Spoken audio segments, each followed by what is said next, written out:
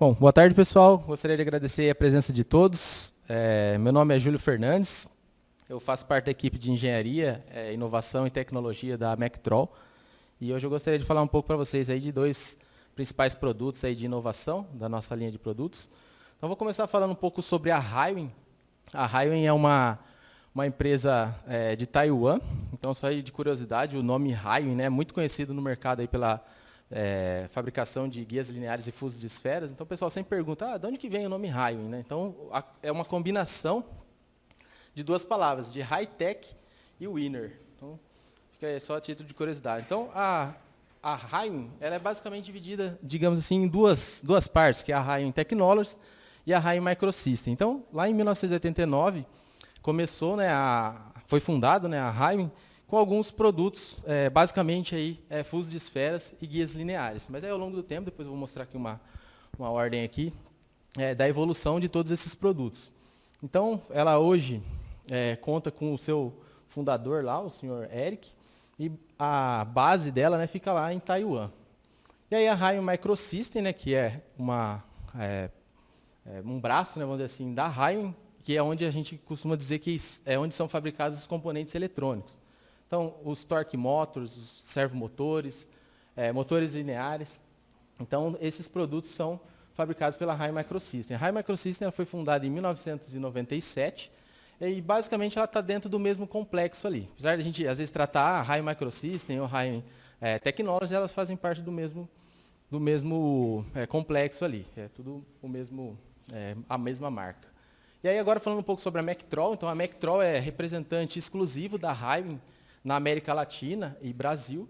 Então, hoje, a nossa matriz está na cidade de Bauru, que é interior daqui de São Paulo, mas a gente conta com outros escritórios comerciais aí, ao longo do Brasil e também com alguns distribuidores, tanto Brasil quanto América Latina. Então, hoje ela conta com 82 colaboradores, a área construída. Hoje lá está em torno de 2.000 metros quadrados, mas tem uma área para futura expansão, aí em torno de 40 mil metros quadrados lá na nossa matriz. Então, já tem, aí, desde a sua fundação, já temos 23 anos de história, basicamente propondo, né, soluções e fornecendo componentes para a área de automação industrial, na área de linear motion. Então, como eu já disse anteriormente, né, conta com escritórios comerciais, né, e suporte em toda a América Latina. Então, a gente conta hoje aí com 14 distribuidores, né, 7 escritórios comerciais. Então, recentemente, a gente inaugurou a nossa filial de Manaus. A gente tem também Caxias do Sul, Joinville, Curitiba. Aqui no estado de São Paulo, a gente tem, além da matriz, que fica em Bauru, a gente tem um escritório comercial também na cidade de Campinas e na cidade de São Paulo. E, além desses, a gente tem o nosso escritório lá na cidade de Belo Horizonte. Então, eu já falei anteriormente, né, a Highwind começou lá em 1989, basicamente com fusos de esferas e guias lineares, mas aí, ao longo da sua evolução, com base em todo o seu know-how, né, de componentes para linear motion, ela foi englobando, né, adquirindo outras empresas também, e aí colocando esses produtos no seu know-how ali, ou na sua linha de produtos. Então, desde fusos de esferas, que foram os primeiros lá, né, guias lineares, passando aqui por servomotores, robôs industriais, mesas rotativas, redutores harmônicos e o fuso inteligente também, que dentre esses dois últimos que eu falei, né, que é a mesa rotativa para adição de quarto e quinto eixo em máquinas operatrizes e o fuso de esferas inteligente, que é o que eu quero mostrar para vocês aqui com mais detalhes. Então, vou começar falando aqui sobre o fuso de esferas inteligente. Então, basicamente, o fuso de esferas inteligente. A Highwind já tem todo um know-how de mais de 30 anos aí na fabricação de fusos de esferas, detém diferentes patentes dentro dessa área de linear motion, inclusive na área dos fusos de esferas, né, e das próprias guias lineares. Então, ela vem com um conceito hoje que se eu tenho um know-how imenso, né, nessa parte de fusos de esferas, por que não eu melhorar isso daí e eu passar informações da vida ou da integridade desse componente para a minha máquina e, consequentemente, para o meu operador, ou para a minha equipe lá de manutenção, ter acesso a esses parâmetros. Então, como que funciona? Ela tem O fuso de esferas é basicamente um fuso comum, então pode ser um fuso de uma máquina operatriz. Ah, tem uma máquina Heller, tem uma máquina Home, tem uma Mazaki. O fuso de esferas ele vai ser o mesmo. A diferença vai ser o quê? Ele tem integrado a ele um sensor que vai colher algumas informações e vai me devolver esses parâmetros lá em forma de alguns gráficos ou alerta, né, dependendo da situação. Então, ele conta com o sensor que fica acoplado em todos os fusos, né, todas as castanhas. Eu tenho um módulo que faz a aquisição desse sinal, faz a inteligência artificial, vamos dizer assim, que vai me dar tomadas de decisão e me devolver esses alarmes, está dentro do meu módulo. E aí, consequentemente, eu consigo enviar isso daí para uma nuvem ou fazer verificação através de um software, seja no celular ou seja em um computador, por exemplo. Então, só falando aqui especificamente, porque às vezes a gente pensa numa máquina operatriz, a gente sabe que quando a gente está usinando uma peça, a gente tem lubrificação, a gente tem a questão do próprio refrigerante, então a gente tem em abundância isso daí. Então, às vezes a gente pensa, mas um sensor ele não vai ser sensível a tudo isso daí? O sensor ele tem um IP68, então é bastante... ele não é sensível a essa questão da refrigeração, principalmente.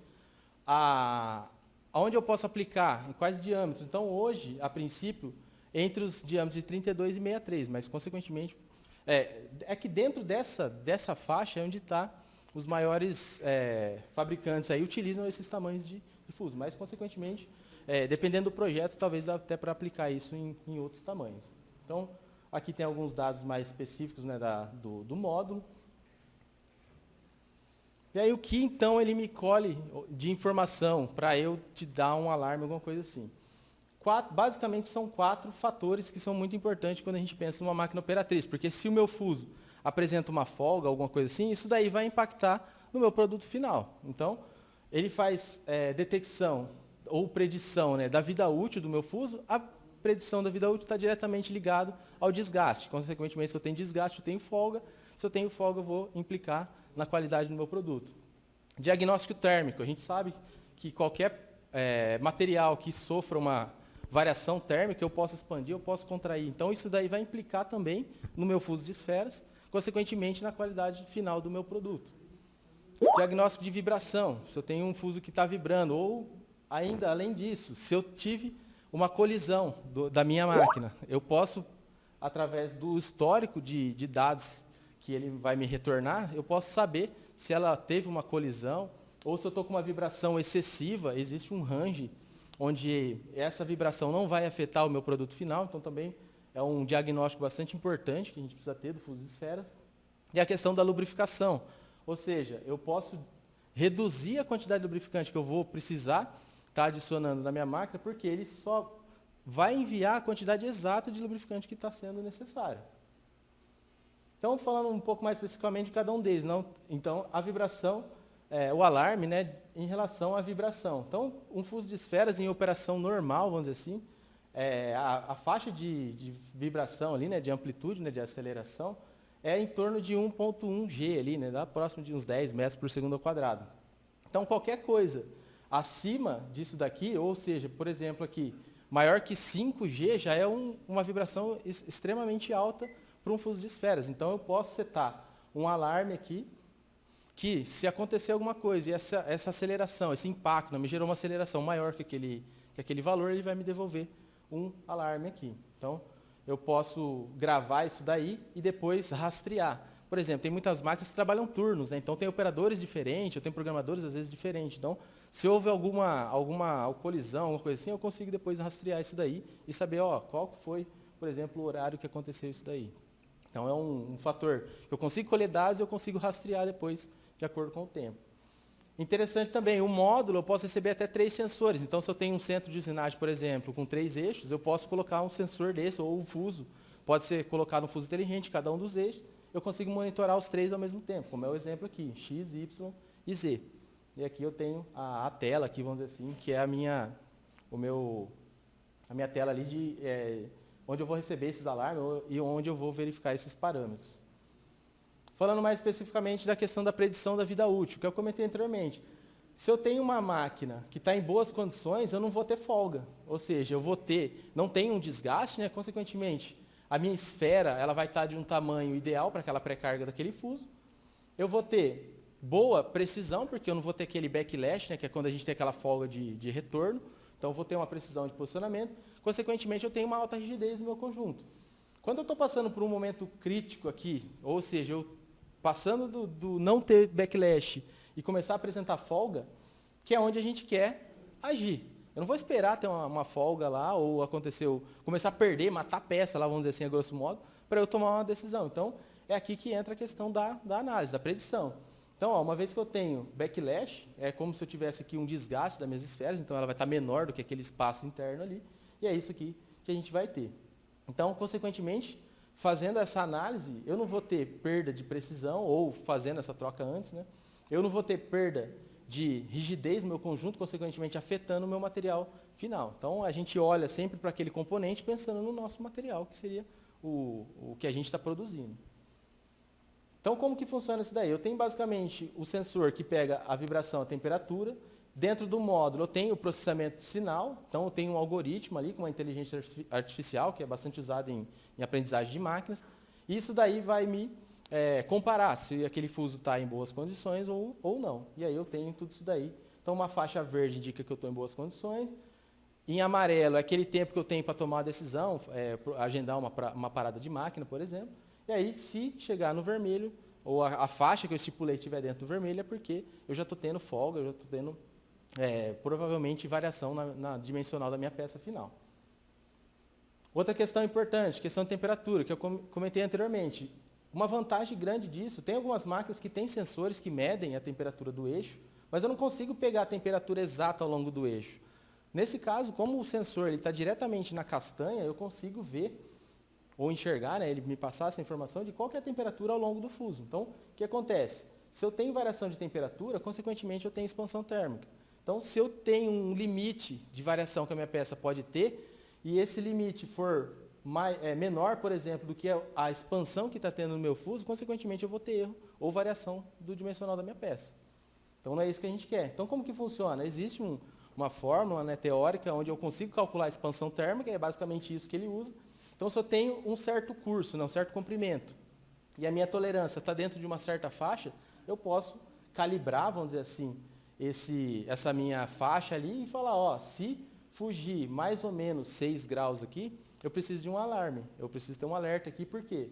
Eu vou estar longe ou passando da tolerância que a minha peça pode ter. A questão da lubrificação. Lubrificação de menos é ruim, lubrificação de mais é dinheiro desperdiçado, consequentemente eu contamino o meu óleo lubrificante, às vezes não dá para fazer a separação, então a gente acaba perdendo nesse sentido também.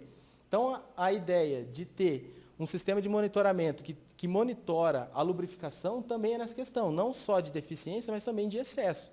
Então, uma vez que eu tenho esse monitoramento, eu posso, por exemplo, reduzir. Normalmente, a lubrificação ela é colocada de forma constante, sempre a mesma quantidade. Mas, se eu tenho um monitoramento, eu sei exatamente a quantidade que é necessária, e é isso que o algoritmo faz, ele calcula a quantidade exata de lubrificante que é necessária, eu consigo dosar exatamente, ou nem dosar em determinado período. Então, eu consigo reduzir aqui a quantidade de lubrificante. Consequentemente, eu estou economizando dinheiro e estou evitando de desperdiçar esse lubrificante. Então, aqui só para demonstrar aí na prática o funcionamento, então, é basicamente uma castanha, ela tem aqui o seu sistema de lubrificação, e esse sistema de lubrificação ele está mandando informação para o meu controlador lá, né, que controla a dosagem, né, de lubrificação, e ele faz sempre esse feedback aí. Eu estou precisando de lubrificação, lubrifica, se não está precisando, não preciso. Não é em períodos pré-estipulados como normalmente é feito. Aqui tem um exemplo aqui do uso da interface, uma interface bastante simples, você consegue ir através das telas ali e escolhendo, né, qual parâmetro você quer observar. E aí, dando sequência aqui, então eu gostaria também de falar de um outro produto, né, que a Rain desenvolveu recentemente aí, e está tendo bastante aceitação no mercado, que é o que a gente chama de mesa rotativa, né, o Rotary Table. Então, a gente tem mesas rotativas de single X, que é o que a gente chama, que é para um eixo só. E aí nessa família a gente divide em vertical e horizontal. E a gente tem o que a gente chama de double X. Seriam adicionar 2 eixos lá na minha máquina. e eu tenho o que a gente chama de simple suporte, eu tenho um suporte só de um lado, eu tenho o duplo, ou suporte duplo aqui. Então, cada um deles, esse aqui eu vou ter um grau de liberdade, eu trabalho na vertical, esse daqui um grau de liberdade na horizontal. Esse daqui eu tenho 2 graus de liberdade, né? eu tenho aqui o balanço e tenho a rotação da mesa, com um suporte simples.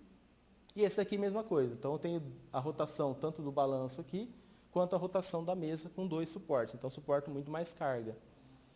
Quais são as vantagens desse modelo de mesa rotativa que a Rhein desenvolveu?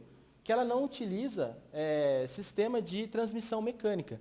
O acionamento da mesa, de todas elas, é feito através de um motor de alto torque. Então, a gente chama de torque motor. Então, eu tenho precisão de posicionamento muito maior do que eu teria em relação a um sistema com engrenagem, com coroa sem fim, né, que o pessoal costuma chamar. Então, normalmente, esses modelos aqui estão na casa de 15 arcsegundos de precisão de posicionamento, enquanto que usando um torque motor, está na casa de 5 arcsegundos aproximadamente. Outra vantagem, velocidade de posicionamento. Uma mesa, utilizando aqui a sistema de coroa e pinhão, normalmente você consegue chegar ali até uns 17, 20 RPM, já está excedendo ali a velocidade de trabalho. Usando o torque motor, você pode usar até 140 RPM. Então, uma rotação bastante alta, você ganha volume de trabalho, porque você consegue rotacionar muito mais rápido para fazer a sua usinagem. Capacidade de torque, então existe a questão da capacidade de torque que o motor consegue fornecer, é um torque bastante elevado, para você usinar enquanto está interpolando, e além disso, a capacidade de torque do freio também é bastante alta, então se você precisar posicionar rápido, você tem velocidade. Você precisou parar na posição, não perder precisão, o motor tem essa precisão. E além disso, tem o freio pneumático que entra se você precisar fazer uma usinagem com ela parada. Tem vários modelos aqui, as capacidades de carga mudam de acordo com o tamanho, vou mostrar aqui mais adiante para vocês. Para melhorar ainda mais a questão, eu preciso ter um processo um pouco mais rápido, preciso de alta aceleração, alta frenagem. Então, existe também a opção de refrigeração com água. Ela já tem as entradas, então o torque motor que está lá dentro ele é refrigerado através da água. Então, aqui só para mostrar a diferença, então, normalmente, quando a gente usa o sistema de coroa em pinhão, eu tenho um motor acionando aqui uma espécie de um fuso, e aí eu tenho uma engrenagem que está acoplada à mesa, que é onde me dá a rotação ali dessa mesa e faz a indexação. No caso da nossa mesa, essa movimentação é feita diretamente através do torque motor. Então, o torque motor está acoplado diretamente ali à minha mesa, né, onde eu vou fixar a minha peça, então eu não preciso, né, de transmissão mecânica. Então, basicamente, é um sistema livre de manutenção. Basicamente, o que eu vou ter de manutenção, mas isso aí a longo prazo, é só a questão do freio, que essas daqui também tem. Então, aqui, se eu tenho esses 3 componentes, a chance de eu ter uma folga ali, né, ter uma variação de posição ali, ela é bastante elevada. Uma outra vantagem também, ela comunica com os principais comandos que a gente tem no mercado hoje aí, que é o Heidenhain, Mitsubishi, Siemens, Fanuc. Acredito que hoje aí no mercado, aí, basicamente, a maior fatia está entre Fanuc e Siemens. Então, o nosso torque motor, né, através do encoder dele, ele consegue comunicar com todos esses comandos aqui. Então, as principais vantagens ainda, então eu já comentei anteriormente, alta aceleração, alto torque. Então, não é porque eu tenho um motor e não estou sendo acionado através de um mecanismo com um redutor ali que eu não tenho todas essas vantagens. Então, falando mais especificamente aqui da RCV 250, e aí aproveito aqui para convidar vocês para chegar no nosso stand ali, a gente está com uma RCV 250 em demonstração ali no nosso stand da Mectrol. Então ela tem basicamente quatro famílias, né, que vai de diâmetro da mesa de 125 a 320. A questão do torque, então tem um torque bastante elevado, a nossa maior mesa chega a 430 Nm. E a capacidade de carga dela também, então eu posso usinar uma peça aí de até uns 250 kg tranquilamente. A família RCH, né, basicamente, ela trabalha na horizontal, ou é feita, né, para trabalhar na horizontal. Aqui estão alguns parâmetros, de destaque aqui para a capacidade de carga dela, até 1.800 kg.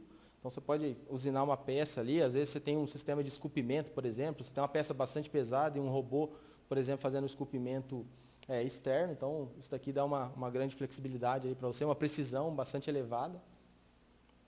Aí falando agora dos modelos de eixo duplo, né? essa daqui, com o biapoiado aqui, uma faixa de carga, né, até próximo ali de 1.200 quilos, um torque da mesa em balanço aqui, ó, 4.400 Nm, bastante elevado também. E a última delas, que é a Double X, né, só que com simples apoio, mesma coisa, eu tenho um torque bastante elevado quando a gente pensa principalmente aqui, ó, na parte do balanço. Então, eu posso aplicar cargas relativamente grandes, né, se a gente pensar em 300 kg, é uma carga bastante elevada, e aí eu posso aplicar nessa usinagem um torque aí até 2.000 Nm. Aqui tem um vídeo mostrando aqui, ó, um exemplo aqui da mesa trabalhando.